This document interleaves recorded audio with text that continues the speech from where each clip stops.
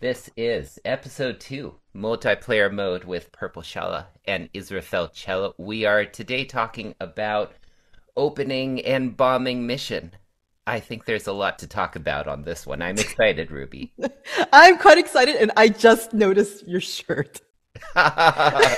Yes, Nice. dressed for the occasion. Yes, very much so. Talking about the opening first. Uh, I always like to first look at the notes before we get into any detailed analysis. So we have an E and Yep. we have a B.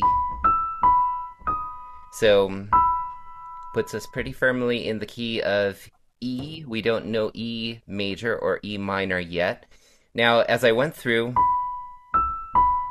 we have D sharp, we have a D, and a C sharp.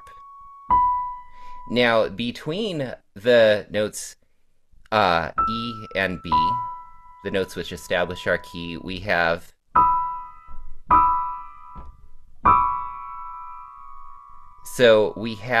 all the chromatic notes between E and B except for one. You know which note that is? We have no C natural. Ah. So where did that C natural go? I'm curious if you have any thoughts. Let me see. So if we're doing okay, so basically you're saying okay, hold on. Like I gotta pull out my score for this. Okay, hold on. All right, so here we go.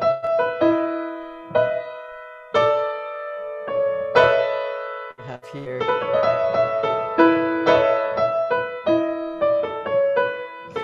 So it looks like it's tracing out E major, an E major scale, basically. Essentially, but you have also that D natural in there, Ah, which doesn't fit. all right. So that makes me wonder where the C natural went. Why not use all of the chromatic? Okay, all right. Okay, hold on. I think it's tracing an A over E, Okay, where it's that is. Oh no, sorry. That is what it's that's the chord. okay, gotcha. Now, I have So a silly theory.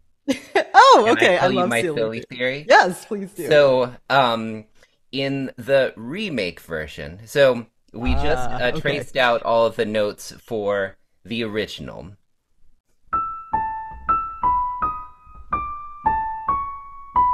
And then what happens next in the remake version? Yes. The one-winged angel makes. So here's my silly theory. I Okay. think Sephiroth stole the C natural.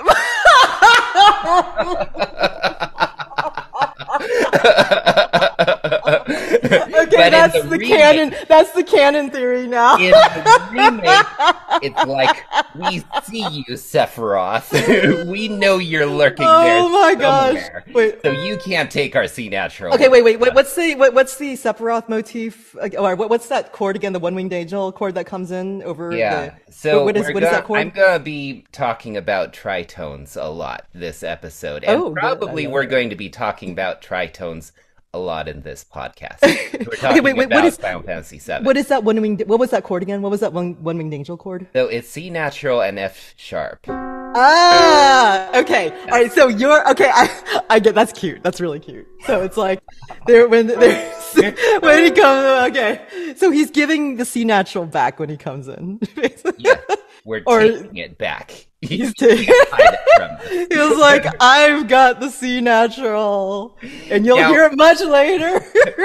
but it kind of goes along with one thing I was thinking about remake, which is in the original, I'm sorry. I'm the still whole. I know, I know. laughing. In That's the such a original, you. That is so you to come up with. in Okay, I'm the sorry. Go ahead. Go in the ahead. original Final Fantasy VII, we barely see any reference to Sephiroth in the whole Midgar section. I recently played it. I think there's maybe one or two small references, You and talking in-game reference, not musical references, right? In-game Because I have a references. lot to say about musical references to Sephiroth, which I will get into later. Yeah, But there, so I okay, will good. look forward to that, but I'm just talking about in-game Yes, references. yes, okay, In the remake, fair to say, they kind of throw in Sephiroth everywhere. yes. So they kind of have to make this musical reference early. And we know, even though mostly in Midgar we're dealing with Shinra, and uh, that's kind of the big villain in this section of the game. In Remake, Sephiroth is right there almost from the very beginning. So we have that C natural, even in Yes. opening. I'm gonna think about that every time. Sephiroth stole the sea and made it into a tritone. It's as good a theory as any. I agree. I love it. That's gonna be my working theory from now. All right. I love it. I absolutely love it. I wanted to refer back to one thing from last week because we had a discussion that I thought was very interesting over the course of this last time period. Um, the discussion about the sound of the harp in the prelude in Final Fantasy VII Remake. I said last time we saw each other that it doesn't sound like a live player. It sounds maybe like a player that's been um, put through a compressor or a guitar amp, something like that. And then you came into Messenger this last week and remind me what you said. I listened to it again. That conversation kind of, stuck with me. And so I listened to it again. I was like, hmm. And I see what I definitely saw what you're saying. And I was like, I actually think it's both. As crazy as that sounds, it sounds like they took the original PS1 sound font and they overlaid a live harpist on top of it. Because you hear at time, like, when it starts, it sounds synthy. But then later you'll hear like the incidental sounds that come with a live player. Like you'll hear like the strings being plucked. I don't know how to describe that sound, but I was like, that's gotta be, like, which is why I think that's what puzzled you, because you heard that too. Like, I did hear that. And when you said that, so that was a possibility I had considered, and I sort of rejected it because I thought it would be a lot of trouble. Just like knowing how things are done in the studio often, the amount of time it would take to have a live harp player at that tempo record with a sample, have it line up precisely. It's just not easy to do. okay, could the harpist have just played by themselves and then quantized their, like, maybe just done one iteration, quantized it, and then just laid it on top of, you see what I'm saying? Like, so they don't have to like time themselves to the synth recording, because that's just so hard to do. And like, Yeah. speaking from experience, And this was like, why I was skeptical because almost all of the big recordings that I've done in the studio, engineers do not want to quantize audio. oh, why is that? Well, because you can get artifacts, you can Uh, get okay, um, all sorts of things that don't sound quite natural when you got do it. things that way. Okay, okay. So I've had actually a lot of clients. I've seen this over and over. They insist, okay, just stay right with the click, stay right with the click, because it is a lot of trouble to move things around. Often you have a lot of microphones in the studio. You have to Oh do yeah. exact, precise movements on every stem if you're Oh going to work yeah. that way. Right. And Right. in terms of the samples, in terms of the MIDI recording, often that MIDI, by the time you record live players, it's frozen. And it's a lot of trouble to go back in and move that around. That's true. And then they'd have to do that with every single note. Yes. Yeah. Yeah. I see what you're saying. Yeah. But you But think they really actually did it here? I think maybe they did. And they probably had a very good player recording in Japan. Oh yeah, And doubtless they so, did. And they had a um, team of overworked interns, like editing it in post. or maybe they put the time in, they got a really, really good take and didn't have to do very much. It would have been some trouble, but since both of you and I came to that conclusion independently, I was like, well, maybe. Maybe they did. Yeah, Because yeah, that would get the sound that we're experiencing in yeah, remake for sure. What else do we have about opening? So we have that initial idea with the E major minor something or other, where Sephiroth stole the sea. And so then there's constantly kind of this 16th note percussion sound. It's not like a traditional percussion, but in the original, there's this that kind of yes, goes all the way through it. And after that, there's a big build, and we have what I would call a pretty classic fanfare yes. motif. Would you agree with that? You're like da da da dum ba da dum. Yeah, Exactly. yeah, Yes. So, yes, what is a fanfare? I was researching this a little bit. It's a musical motive that announces the arrival of someone important. Historically, it was often the king. It was often announced by brass instruments. Now, in the remake version, it is indeed French horn and trumpets. In the original version, it sounds to me like it is meant to approximate French horn and trumpet. We can debate that a bit, but oh, we that's will the just. feeling that I get. That's Um, fair.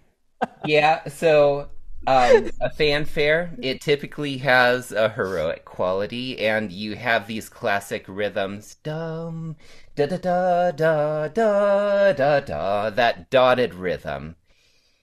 In classical music, in Western music, that is the heroic, um, what am I looking for? That is the heroic character in music. Yeah, like that. You're talking that double 16th to the. That dotted rhythm and also the da da da, Oh yeah, yeah, yeah, the dotted rhythm right there. yeah. It's pretty classic. I was looking some things up. There's a book called The Golden Encyclopedia of Music. It defines a fanfare as a musical announcement played on brass instruments before the arrival of an important person, such as heralding the entrance of a monarch. And what important person are we announcing in the beginning here? I Give it want to a say thought. it's, I was gonna say Sephiroth, but it's actually Cloud. Maybe Eris. I mean, this is very. This is. I feel like this is a trick question. Well, there are different interpretations, and that's the great thing here. I feel like there's a pretty strong argument for it being a fanfare to represent Aerith, because she's the one who you always see in the beginning scene, like a close up of her face, and then expand out to the entirety of the city. So she's right there. Okay. You could also argue that it's the other main characters who come in right after for bombing mission. But definitely we're seeing the curtain rise on the stage. We're seeing the main players, Aerith in the remake, Sephiroth, and bombing mission. We have all our friends, Cloud, etc. Interesting. Chewing. I'm chewing over this. Mm-hmm. Okay. Um. I think. All right. I think I love where you're going with the fanfare, but I think that the main character that's actually being introduced, it just Aerith doesn't feel right. I I actually believe it's the planet. because Oh, you look at it, that's the icon behind like every Final Fantasy logo has that little icon that represents the idea or the crux of the game. And and so that is you right have this as you're one. sure. I think it's the planet, and also because that that motive, this that's actually commonly called the life stream motif because it actually occurs again in Cosmo Canyon when Bugenhagen is doing his planetarium presentation and he's Uh-huh. explaining about the life stream, and then it plays again there. Like when that opening plays is those green motes that denote the life stream, and then Eris's green eyes.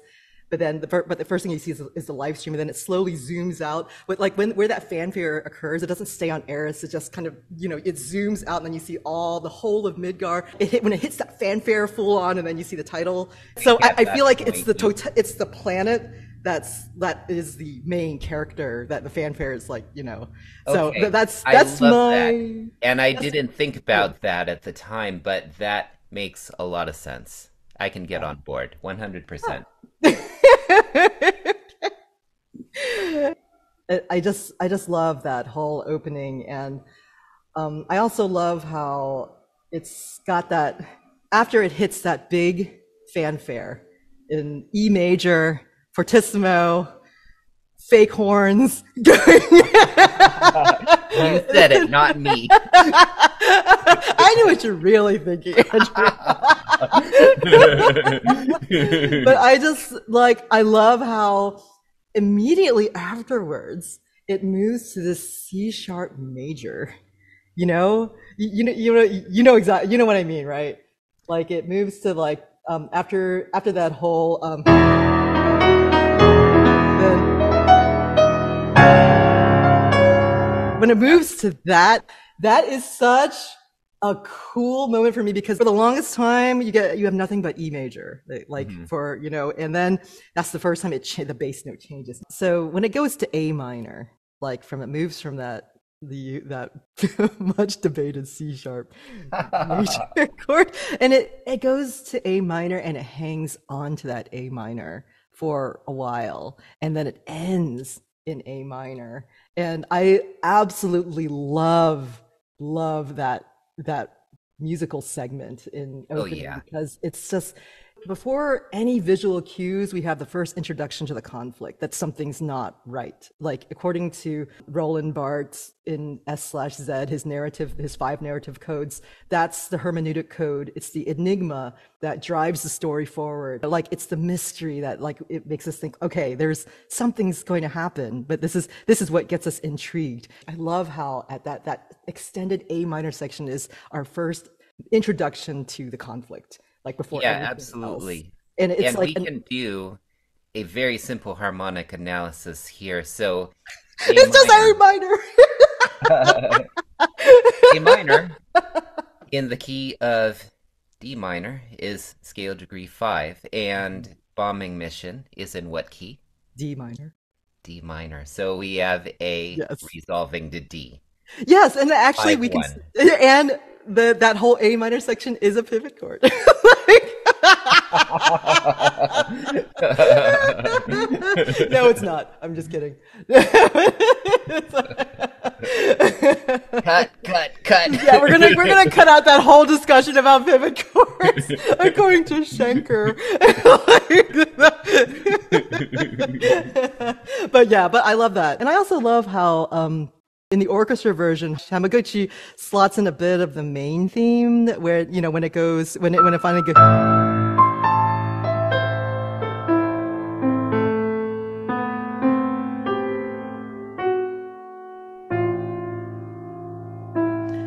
And I love how he does that. But I think in remake, there's a lot that Sephiroth motif is overlaid throughout the entire opening, like as you said, like with stealing the C natural. So, but in the I think it's interesting in remake they didn't do that. They didn't have that quotation to the main theme. They could have slotted it in there, but they didn't. They They decided to keep it. left it for Sephiroth. bombing mission, in fact. Yes, they did, Did you and notice that? yes, Or yes, yes.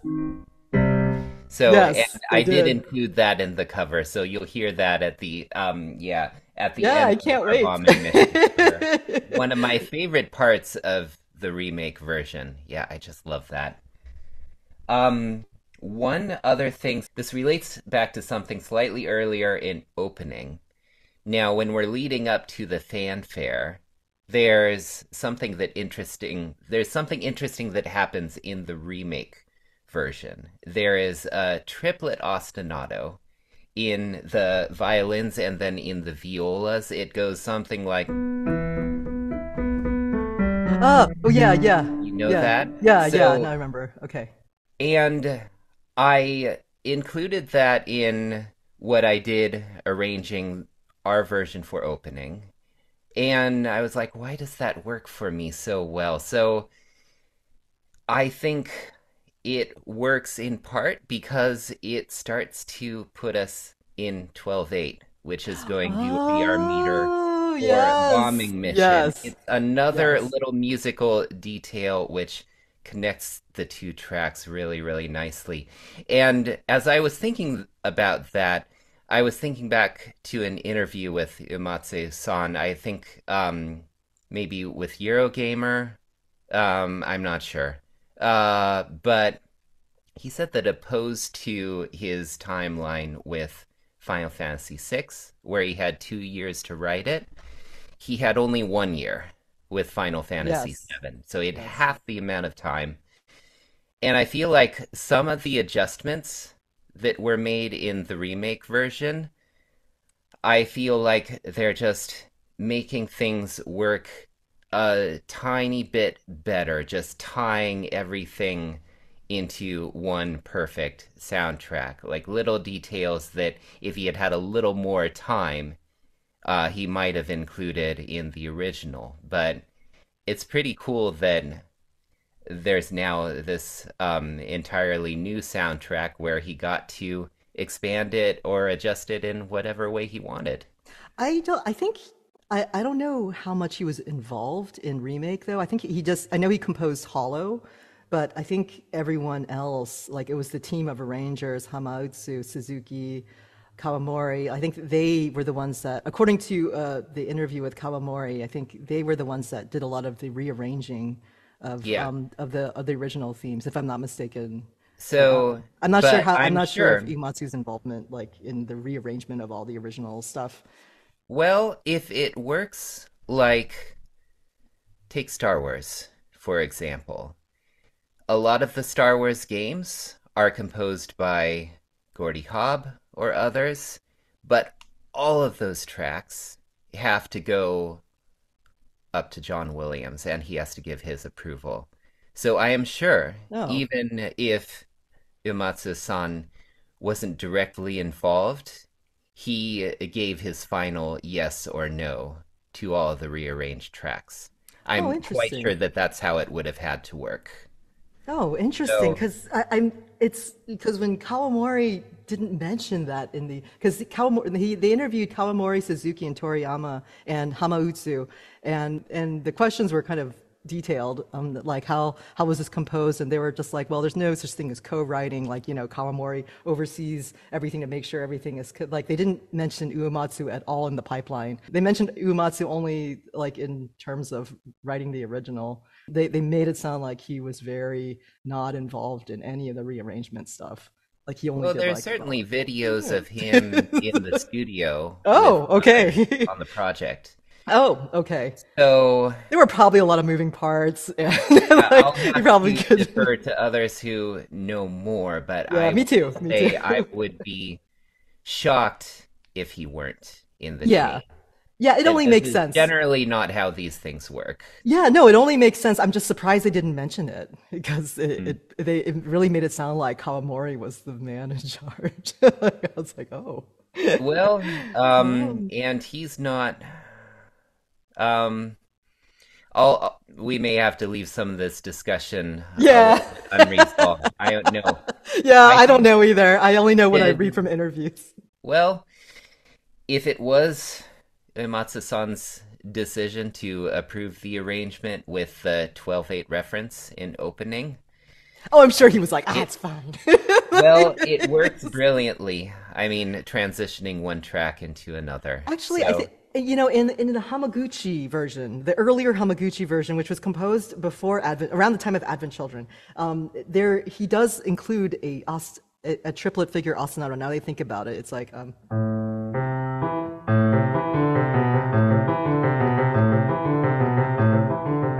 in the C sharp, around that C sharp. Okay, I probably didn't play it. I didn't play it in the right key. Sorry, but it's like in that build up, right in that build up right before it hits the fanfare. It's like da da da da da da. Da, da, da, da, da, da, da, da, da. It's in. I only know because like I based my early arrangement of opening of the Hamaguchi's orchestral version from 2005 or whenever. the version you sent me, I saw 16th note Oh, ostinato oh, that maybe in that was. that Oh, section of maybe that's it. what it was. Okay, yeah, it was 16th notes. Then. Okay, sorry, my bad. Mhm. I was like, I remember something happening. Yeah, Okay, that's what it was. but Okay. yeah, the triplets in the remake version, um it was such a nice ostinato, and it did for me like prepare the music to go into 12/8 right after. Yeah, that's really brilliant of them. That was a good. Yeah, that was they really had a lot of like they really they really had smoothing of transitions in mind a lot with when it came to remake, and that's something that Kawamori did refer to a lot, that it was a priority for them to be able to switch, like to be able to transition smoothly. And Yeah, something that would be interesting to mention at this point.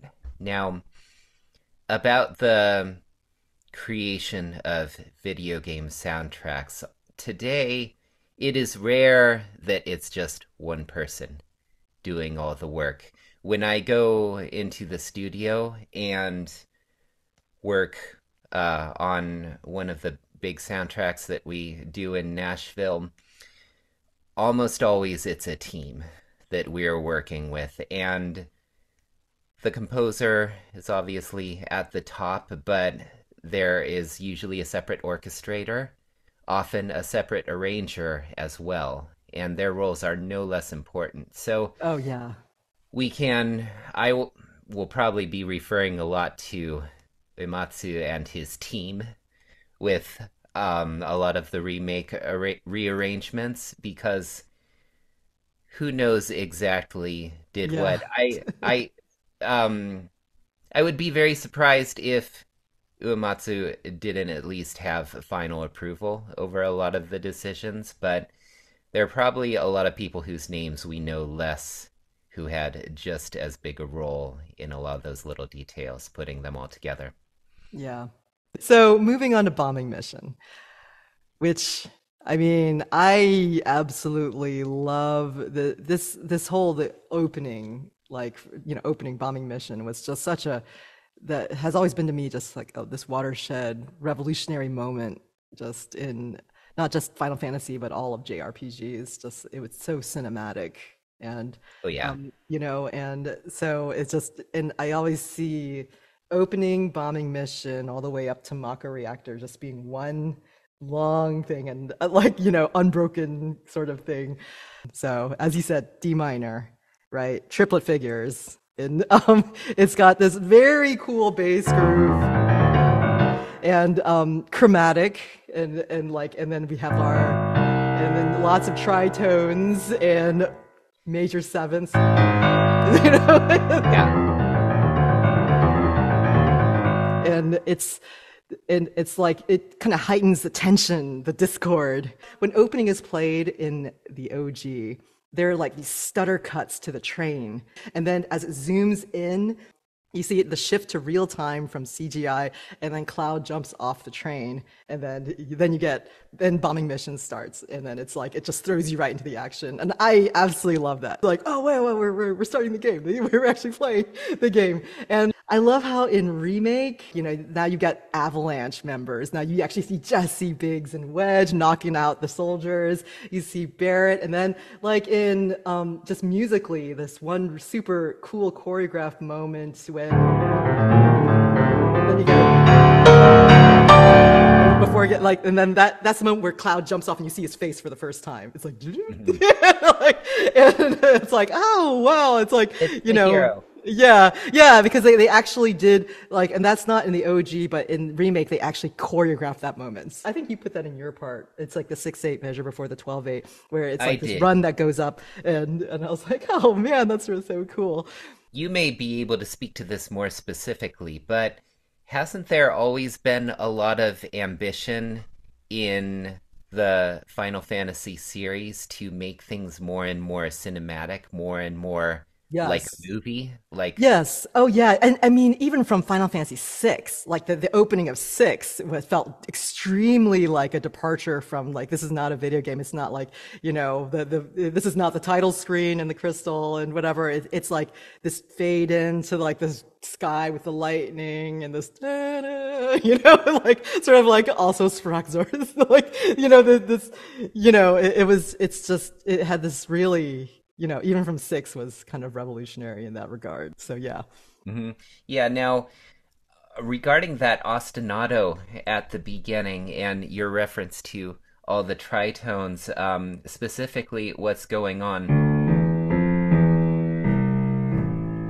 all of the notes so far in D minor, but then we have in E flat, and we have a G sharp. G sharp forms a tritone with D, Yep. the tonic. E flat forms a tritone with A, which is scale degree 5 in Yeah. the key of D minor. So he could have just written E natural and G natural. In fact, in the remake, there are a couple measures where that G natural does occur. Oh, really? It- yes, in the first four measures of the remake version, they use a G natural. Like, And hold on. You hear that G natural here? no, so that G natural, Oh, that G sharp stays, oh, but they use that part. to slow mo it a bit,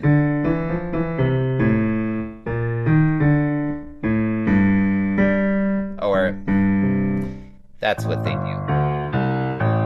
Really? Yes, that is in the string sections Oh my goodness. where it's soft Okay. in the Okay. four opening Okay. measures of the remake. Interesting. Okay. Yeah, so a Yeah. It goes little so nugget fast. there that I thought was cool. That's really cool that you caught that because it goes so fast that I would not have, I would never. But I guess it doesn't go that fast. Maybe, yeah. And especially if they played it higher, then yeah, that's really Yeah, cool. well, I never noticed that. yeah, I was writing it out for myself as I was reading as I was transcribing the track, and I was like, that's different, and Wow. only there. Okay. Everywhere else, they do have all of the G sharps, all Ah, of the D sharps or E flats, however it's spelled. But interesting. um, yeah, tritones there, which keep us feeling unstable, keep us feeling unsettled. We know this is not just a happy romp through a fun little town. This is a bombing mission. Mhm. Let's get excited. So, the other thing that I think keeps us excited is the 12/8 meter. And we had a brief discussion about this I want to hear earlier. about this. Okay, so let's talk about 12/8 time. 12/8 time has a lot of very strong roots in the music of West Africa. It is very, very common in African bell patterns, and always with a very interesting rhythm, lots of syncopations, which inspire dance. When we go to other parts of the world, let's take Western music, Western classical music. A lot of the famous pieces in 12/8, you have your Beethoven scherzos, you have the one of the Ninth Symphony, the Seventh Symphony, and the Third Symphony. And all of those are dances. You have the 12/8 meter in uh, the the music which gave rise to Western classical music. You have the jig or the jig in Irish music. You have in Italy the Tarantella. Saltarello and the Tarantella, exactly. So I would argue that Bombing Mission is dance music, 100%. You also see it in traditional Mexican music. You have the huapango, and you do have the elements which make that music give it its signature rhythmic devices, like the hemiola, the sesquialtera, where you have music grouped 3-3-2-2-2, made most famous by Leonard Bernstein in his song America. I Want to Be in America. Hmm. Obviously, we have a very different character, but you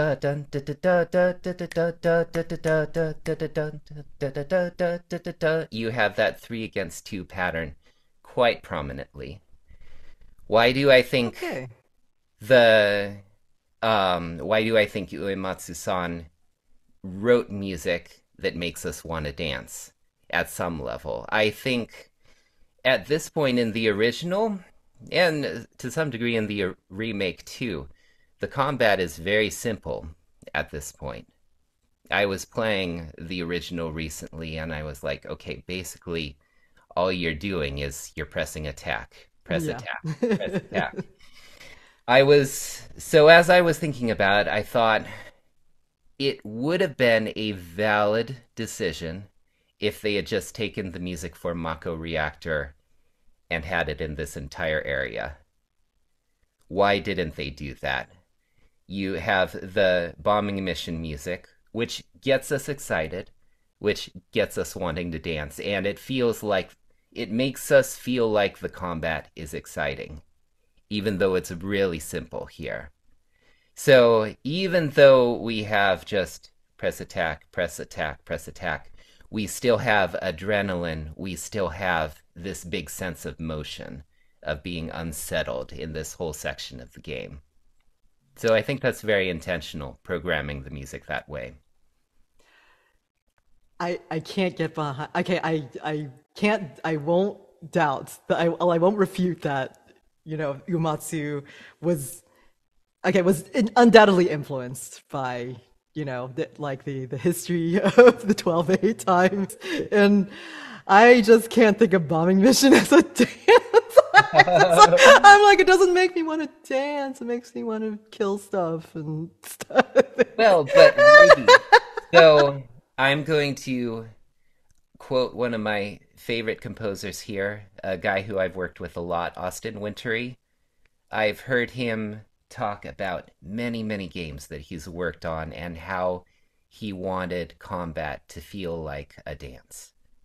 And does it feel like a dance in the original Final Fantasy VII? No. But I feel like that's why this music is so important. In the remake, I do feel like, especially as you get into the switching characters and the way the ATB gauge charges, I feel like it does feel like a dance. And the combat in the original, the music helps us give that same sense of adrenaline that you need during video game combat. So, um, there is a certain equivalency here between running around and killing stuff and dancing. I just think that, Uematsu, who was a big fan of prog music, was like, hey, this is a really cool bass groove, and I'm just going to use it. I don't know. I really don't think he had dance music in mind. He was just like, this is a cool groove. I'm just going to use it. And it's so cool. And It's it is cool. possible, but it's it strikes me as remarkable that he would have chosen 12/8, I mean, but he given the wasn't. long history of that meter. Okay, but there If are he other wasn't thinking things. to some degree about raising the adrenaline level, raising the excitement level, making people want to get out of their chairs and kill stuff, or get out of their chairs and dance. I mean, but he I wasn't the. feel like the two are in video games a lot of times the same thing. In the middle section, you have that line which is either fake woodwinds or real woodwinds, depending on original or remake. Da da da da da da da da da da da da da da. That is a jig rhythm, 100%. Very, very influenced by dance elements. Okay. I disagree, but we'll agree to disagree. I mean, yes, I think influenced on some low level, but I just Not think a it was low really level at cool. all. I think it's right I there. think he just was like, this is a very cool bass groove. Well, I don't know, he was a rock musician. this is also the great thing about discussing music because we can find things and we'd be like, oh, this makes sense. This is totally a dance. No, it's totally a prog rock riff. And then someday maybe Umatsu-san will listen to our podcast and be Yes. like, Nani? Clar- No, clarify none this of for us. these things. Yes, we I will be was happy to thinking be about wrong. something Glad to completely be wrong. different. Glad to be wrong. Though Andrew, I respect that theory. I respect it. I do. Okay. There's so much evidence, so much very good evidence for it. I respect it. I can't get behind it, but I respect it to my utmost.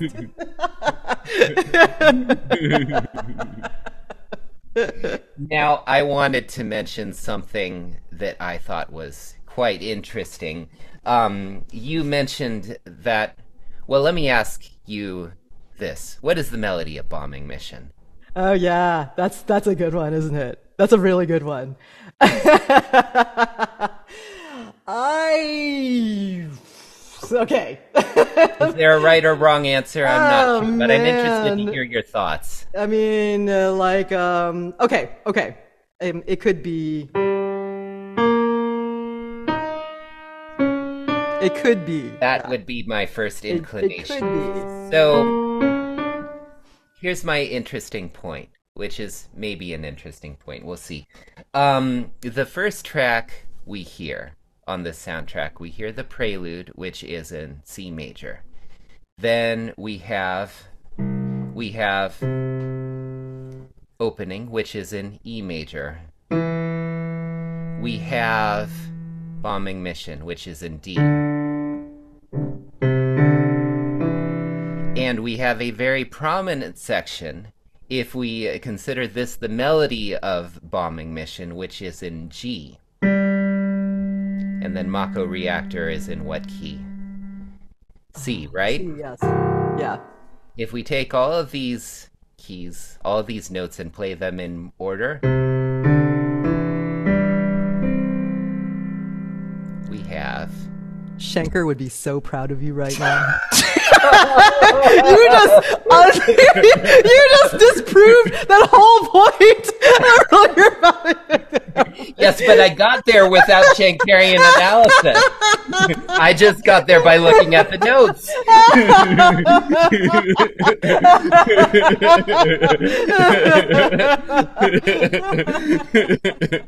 We have the opening riff of the prelude. It all ties together. That is really great, though. Honestly, that's an amazing find. That's Schenker or no Schenker, but he would be proud. Just saying. Oh. It's on the level of like Beethoven Opus 81A, where the first movement's in G major and the second movement is in F, and then the last movement is in E flat, and the Das Liebe Wohl. It's like is like that. That's the main opening. Those opening three notes. So so it's on that level. Of Schenkerian analysis. I'm so impressed, Andrew. That's very cool. That's very very cool. You need to make a diagram and then post it somewhere because it's Oh really that's God. so cool though. No one wants to see a diagram. I would love to It'll see be like it. stick figures and like going and getting ice cream at the course. Right? I would love to see it. That is such a great find. Of course, I live for that kind of stuff. But I think that is really cool. That's I really really did cool. think it was pretty cool when I That's realized very that. very cool. Like whether intentional or not, it is very cool. So let's talk about differences between the original, the OG, and the remake Yeah. versions of Bombing Mission, and which I thought was interesting to see the evolution of Bombing Mission actually throughout the years. And Keiji Kawamori, in his interview about the remake OST, he said, since the majority of our game music is interactive, it means music with fewer melodies is easier to switch between smoothly. However, melodies are an important element in the Final Fantasy series, so we took great care to switch between music seamlessly within scenes while preserving the iconic melodies. I think when he says melodies, he was talking about motivic material. That's my guess, is when he's saying melodies, that's what he means. Yeah, and Like, now what you're saying here goes along well with what right. Matsu-san has said in interviews, that he was going for something that was more like a film score Yes. Oh, than yeah. most Yeah. Final Fantasy soundtracks had been up to this point. He was Oh, trying to yeah. make it more motivic and Absolutely. less striking melodies everywhere. More, yeah, more on that later, because film music itself has evolved as well, Uh-huh. as you know, as playing in a lot of films yourself. So, but in terms of the different of how they changed Bombing Mission, like the original, to fit remake, like with that in mind, you see a lot of fragmentation of Bombing Mission motives. Like they actually break up those perpetual triplets, like in the original, this is so prominent, and then and it's like it's everywhere. It's like there's always a sense of three. It's like never ever stops. But then in remake, there'll be points where it does, like where it just completely, like, where he'll just I think you did it in some of your, like, there'll be instances where it just comes to a screeching halt, like the first time when we see Cloud when he goes, and then you get that 6/8 measure where there's like nothing, or then in the when he does, when he goes,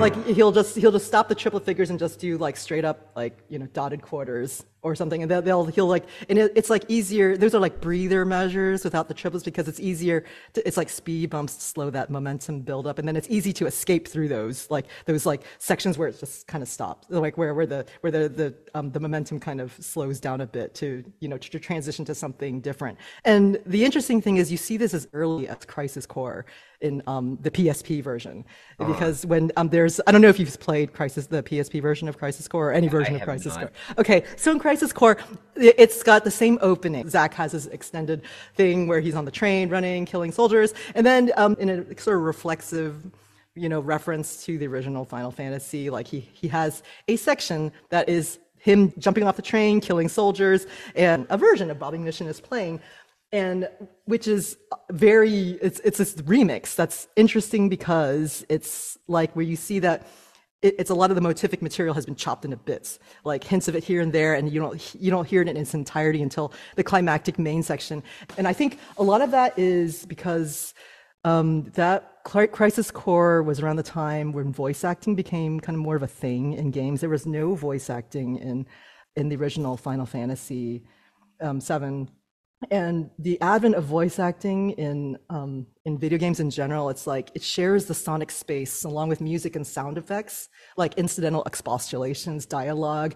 And so by necessity, they had to make the remix of Bombing Mission less busy motivically, like when they toned down all the triplets. And that was another reason why, just not only to slow down the momentum, to make it easier to transition to other things, because gaming is an adaptive experience, so they had to make music adaptive to what we were doing, and what the game, to respond to the game's code, responding to us.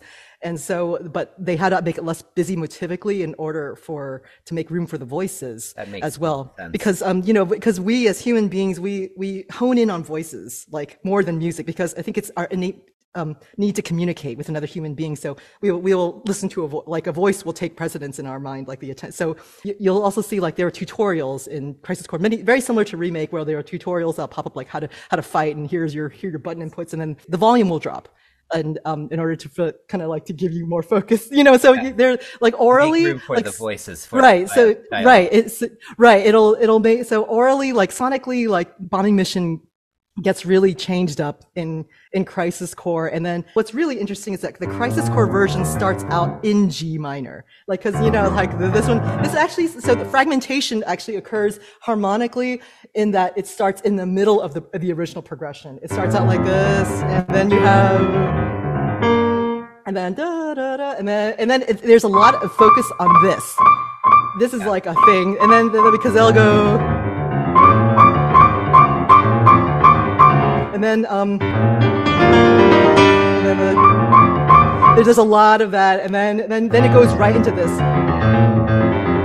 And then it stops with the triplets.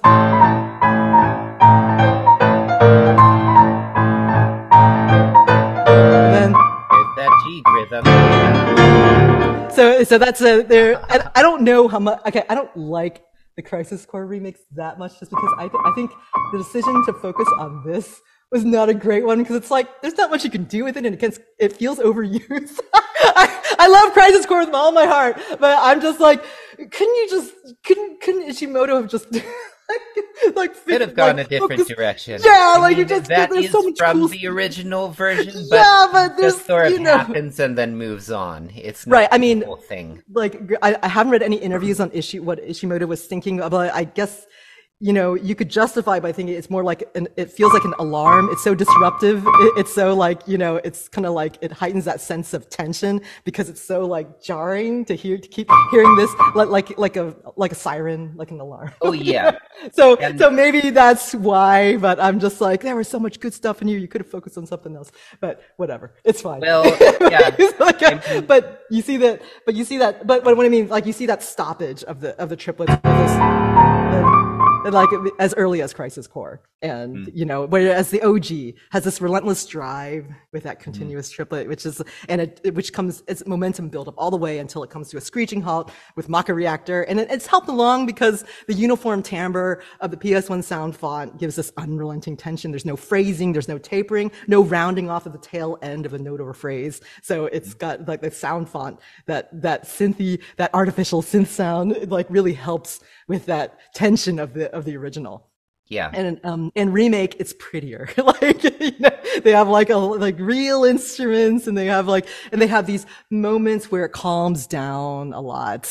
Where There's that place where the Shinra higher ups are watching our hero on camera. oh yeah, It does ramp down yeah. there. So there's a lot more going on just with the action. Not that the original has less action, but there's less variety of Yeah. the activity that's going on in the game, I would Yes, say. yes, that's true. Simpler. It's much simpler in the OG. And in remake, there's so much. There's tutorials. There's like cutscenes where people just talk, and Mm. where like where the music like stops or like volume goes down, and kind of ironic how in order to achieve what Karimori is saying about a smoother transition, they fragment the motivic material in order to do that, and it Some works. of It works. one thing I was thinking about, some of the material they use for those scenes, there are these interesting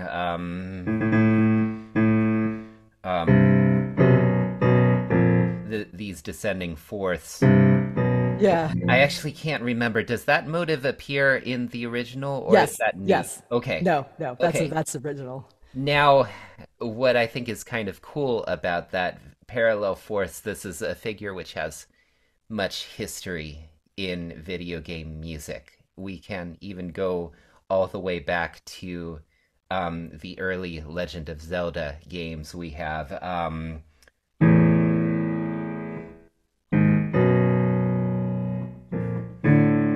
No. Ganon's theme, which Yeah. throughout the Legend of Zelda um, Legend of Zelda series, it's something that we as gamers associate a lot with approaching the big bad. Mhm. And going back to some of Matsu's interviews, there was one aside he made. He was asked, well, what is your favorite music in the video game space, aside from the Final Fantasy music? And he said, Koji Kondo, Ah, 100%. Zelda. So Zelda and Mario, But that chromatic figure is something that I think has a pretty powerful impact with all of us. Yeah, yeah, for sure. So I've got a question for you that Yeah, an interesting issue that came up like in our hit me. conversation. Okay, so do you prefer the OG or the remake Oh, OST? we're going here, are we? We are So totally going here's here because I'm I think gonna it's important I'm gonna to address. respond to your question with another question, Ruby. Okay. Are you talking about playing the game and listening to the music or listening to the music outside of the game? That's a really good question. Okay. So now I'm talking about both.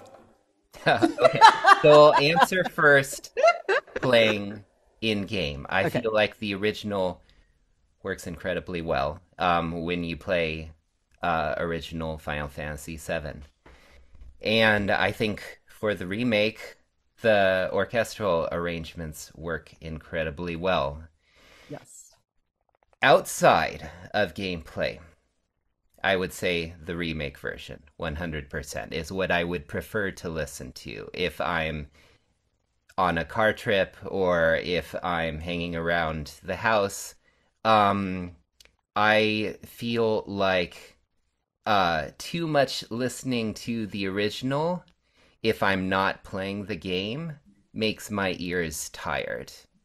I feel like it's a little bit too high energy all the time, a little bit too much. It doesn't have enough contrast, enough phrasing for me, enough points to release tension, which is something that I look for when I am just listening to music in a more laid back situation. So that's my somewhat convoluted answer to No, it's a your very good question. answer. Um, Now, I'll posit you a scenario. All right. Say, God forbid, you are on a Reddit thread where the people asked this question. And do you prefer the OG or the remake version of the soundtrack? Hmm. And just off the top of your head, you were like just random internet Redditor person like contributing to this thread. And so you would say exactly what you said there, or but if you had to just without any qualifications whatsoever, just say OG or remake, just like everyone else who that they either just gave one answer without any other qualifications. Okay. Remake has Okay, to be the winner for me. Now, I am an orchestral player. I right. have played in orchestras all my life. So, I have incredible appreciation for the great soundtracks of the NES, SNES era. And those really hit me in the nostalgia um, area emotionally. And so it's impossible to say one is better than the other because you're wrong if you give an answer and you say OG is better, remake is better. Both of those answers are wrong. Now, what is correct, what is valid, is how they hit you emotionally, and that's based on your own personal experience. Yeah. Um, the people who played the original early on and really connected to it emotionally, they connect to that original music. And it's not surprising to me that there are people who like those versions better than the remake tracks. Um, for me, I actually didn't play 7 when it first came out. I did not ever have a PS1, so I didn't have the opportunity. I played it later on, and experiencing those sounds from sort of my more global perspective now, They sound just a little bit monotonous, a little bit too much all the same. And they work really well for their situation. But um, I was also there's also another perspective here, which is what does the composer think? And I did read some interviews with Uematsu-san talking about this very thing. Now, in the first podcast episode, you mentioned how he made his decisions in part to reduce game loading times, Hmm. right? But after that, um, he said later on he played one of the games from the Suikoden Yeah, series. Suikoden 2 that used the CD audio, and he reversed his position for Final Fantasy VIII, which is Yes. why, like in the previous podcast, 8 just sounds just a world. There's a world of difference because of using real players' pre-recorded music in the CD streaming. So I think there's something to be said that Uematsu-san himself preferred the upgrade to the sound after Final Fantasy VII. And he went on to say in that same interview, I believe someone asked him, what is your favorite music to any Final Fantasy game? And do you know what he responded? Did he say 8? No, he said 7. nine. 9. Ah, okay, I can see that. Yeah. So I think he was definitely looking forward to that upgraded sound that the PS1 sound font was not really able to produce. There are larger arguments in the music world. It makes me think of how people argue about Baroque music and whether it should be performed as are we going a Original little far temperament. afield? Well, A little. should it be performed as it was heard in box time with like gut strings on our instruments with Oh, I thought you were going to say temperament. well, Like, with weird tunings, mean tone yes, tunings on the piano. The piano, as you have it right now, it didn't even exist right then. It would have yes. been the harpsichord. Or should we play them on modern instruments with the advantages that we have from that? Now, our modern instruments, they can play, they have a lot more dynamic contrast than the instruments in Bach's time. And we have the ability to create longer phrases because our stringed instruments can sustain more.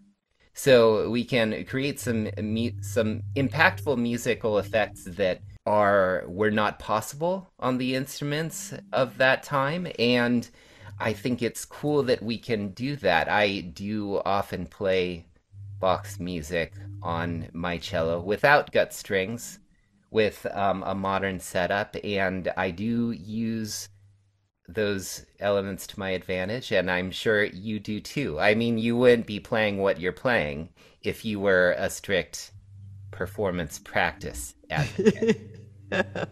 Well, I So mean, if I had a continuo organ or a harpsichord, I would absolutely be like, But I mean, I just don't have the. I don't know if Baroque cello requires a whole different technique, like the way that harpsichord or forte piano would. Like, it requires different hardware.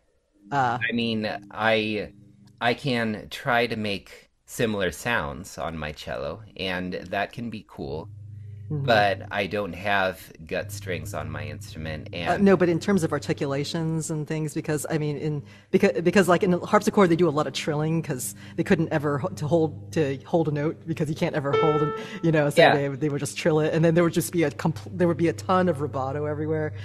And So with the I don't know if shape that of was the modern bow, you are able to yeah, sustain a lot yeah. more effectively with a modern bow. You couldn't do that with the What you shape did of you the did you bow. have what you have to do instead? Tremolo a lot or like They would just like use a lot of bow speed, make the sound ring as much oh, as got it. possible. Oh, got it. Okay. Um, but yeah, is one better than the other? playing as it was heard in Yeah. its time or on modern instruments.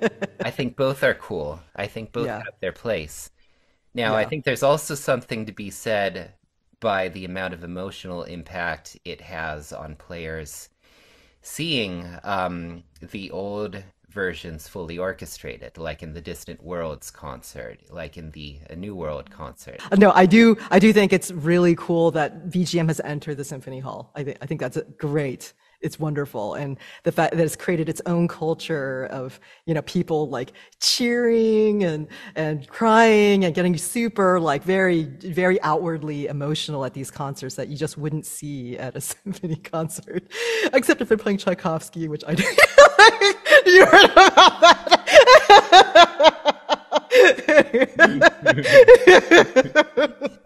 But yeah, Anyways, I mean, we've gone but some different directions here. I think the simple answer is the original sound better? Is the remake sound better? Yes, and yes. I okay, good, think both are equally valid and powerful in their own places. If good I'm answer. listening outside, I'll go for the remake version every time, but that doesn't make the original sound any less impactful or powerful. Good answer. Diplomatic. Now, if I could, if I could put forth a a counter argument in favor of synthesized music, like objectively being preferable, I would not say better. I would say preferable to some people. Like, to some, why it might be, why some people might prefer it. Like, Okay. to real live instruments, like, and I think, objectively speaking, though, I think that it's, if you were to just, if you were to just slap down the OG OST and the remake OST just, and played it for someone who had no clue about Final Fantasy VII or what it was, I think objectively anyone would say the remake soundtrack sounds better. But, you know, like, divorced from the game, if possible, why some people might prefer the sound of synthesized music. Nostalgia is a big thing. Like you said, like people connect, like people make that connection to the game when they first heard it. You don't think to yourself what it could be or what it should be. Like you're like, oh, this is great. And then just in general, like some remixes, like for me personally, I prefer the original Crisis Core OST to the Crisis Core remake, the Reunion OST. It had this industrial metal vibe, like it had jungle beats, had groovy bass, and it's like when they orchestrate it all, it just loses that edge, especially in the remix of Let the Battles Begin. That doesn't bite down as hard. Crunchy artificial synth strings like bite down so hard, but then when it's like, it's like, oh, it's a real orchestra. It's like, oh, where's the energy?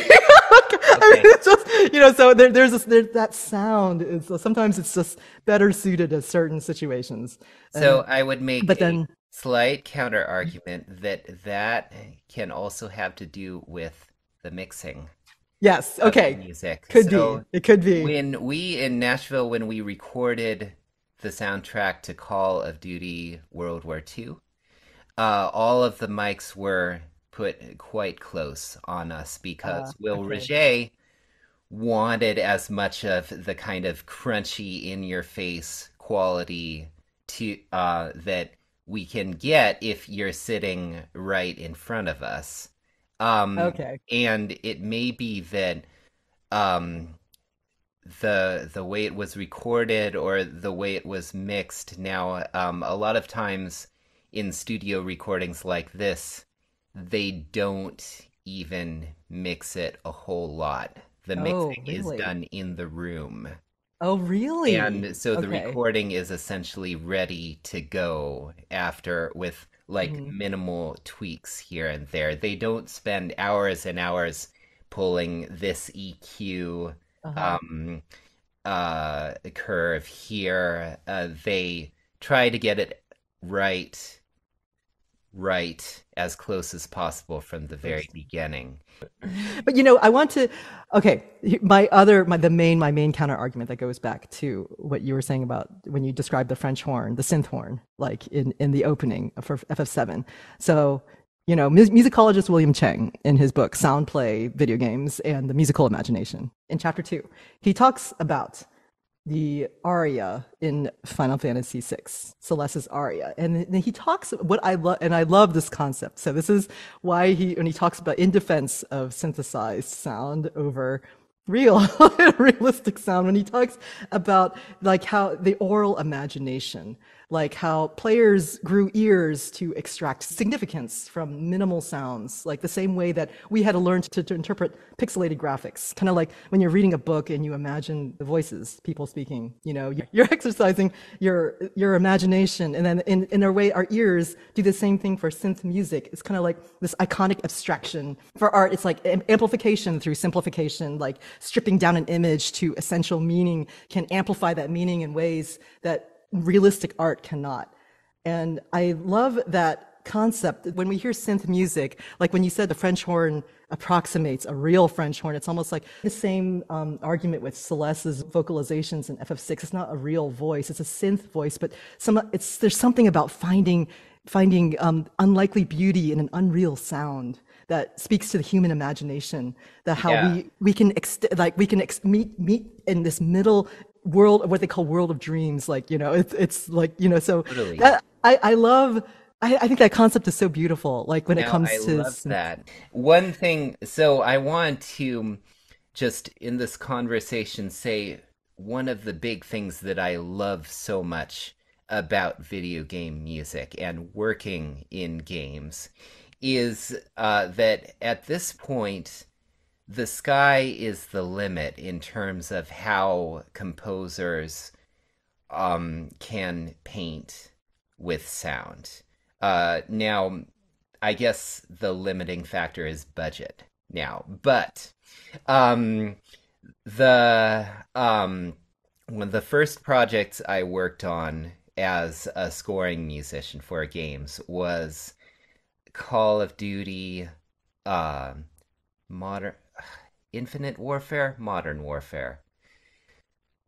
I think it's Modern Warfare. I'm gonna have to go back and verify that. But we worked with Sarah Schachner on her score, and we were invited into the booth at the end of one of the sessions, and we got to hear how the things we recorded meshed with the things she did with her synthesizers, recording her own stuff in this studio, and it's like, oh my, this is so cool.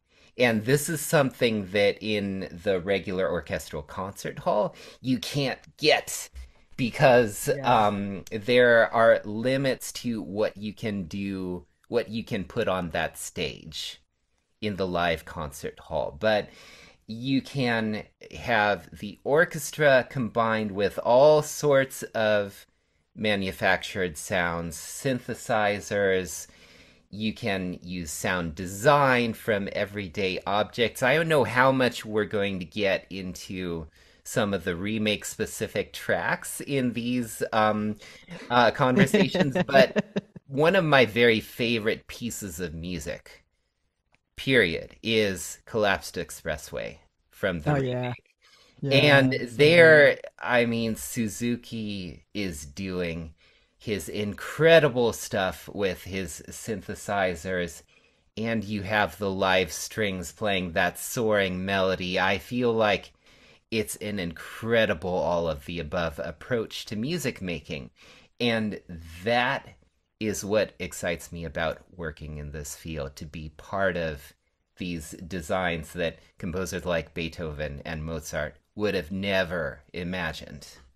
Yeah, and and that kind of goes into how film music has it's evolved in it's what film music scholars call hyper orchestration, and that there's like even though the symphony orchestra remains like the primary scoring vehicle for movies and AAA games, it's like the frequent inclusion of like synthesized timbres, popular music syntax that require like there's a shift in that aesthetic perspective. Like it's not just orchestral anymore, but it's like this combination that you were talking about, this amalgam of synthesizer and orchestra. And I can only imagine how cool it must be to just be in that space to see how film music which has in turn influenced AAA video games to deliver this cinematic experience, and the music has evolved in that sense. It has similarly evolved in that way, so you get to do that for games too, as well as film. And like remake does have a larger role in the storytelling, like whereas just the OG all had to do was just help with the story, to like move the story forward. Like in remake, not only do they have to aid in the storytelling and drive it forward, but they also have to continuously assert the legacy of the OG and identify as a FF7 game.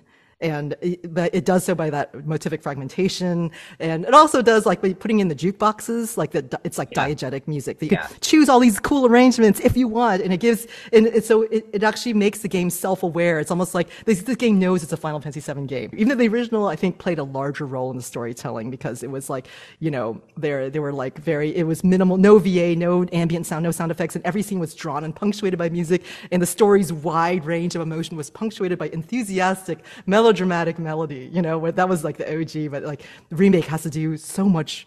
Like there's many roles that remake has to play. It's not just that singular role of storytelling. Yeah. There was one point kind of from the early part of Bombing Mission that I wanted to make. Oh yeah. And that was we were talking about tritones. Oh yes, sorry. They're the very prominent tritones in that opening ostinato that sort of go throughout the entire piece. The tritone, I think, is an incredibly important interval through the entire soundtrack, isn't it? Yes. I mean, what's the biggest track in all of Final Fantasy VII? One Winged Angel. Winged Angel. So, in popular music, there are a couple of very prominent examples of the tritone in the wild. One of the biggest ones is the opening riff of Black Sabbath on the track Black Sabbath. Mm-hmm. And another huge one is Jimi Hendrix' Purple Haze. I am sure you know the track One Winged Angel. Uematsu-san had Purple Haze. Yeah. His mind inspiration when he designed the track. And Rite of Spring. And Rite of Spring as well. So he drew inspiration from an amazing variety of sources, which is one of the things which makes the soundtrack so cool. Yeah. But was he thinking ahead to One Winged Angel when he inserted those tritones? I don't know. Even if he didn't, it's one more element which kind of connects and ties the whole soundtrack together. Yes, that is really like I'm still okay. I still love how he stole the C naturals, and I still love your Schenkerian, even though you'll deny it till the end of time. That beautiful Schenkerian analysis of that whole section as being an overarching like Roman numeral configuration of the main theme. Oh, it's a thing of beauty. I hope that you do put it in some visual format someday, because it's beautiful. There'll be stick figures.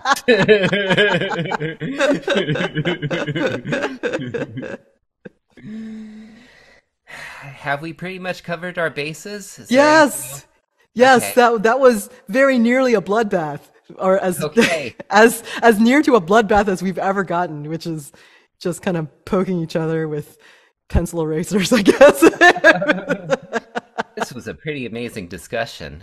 Yeah, hopefully people like it. Yeah, I mean, it'll be interesting to see, like, once we chop it up, how much material we actually have. Yeah, we'll cut out all mention of pivot chords.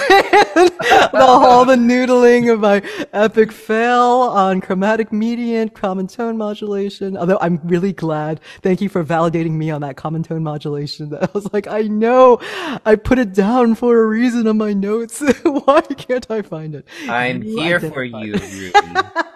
Take the weight from your shoulders. Thank you. When I'm my own worst enemy. When I'm my own worst enemy, Andrew will come to save me. I was like, this is why you put the common tone modulation in there. So yes, thanks, Andrew. We will. Yeah, this will be a monster. Yeah. Oh But man. yeah, but it was great. I really love the places we went. Yes, it Hopefully is other so people do too. great as always to talk to you and Yes, looking absolutely. forward to the next one. Yes, thanks, Andrew. Thanks, everyone. Bye.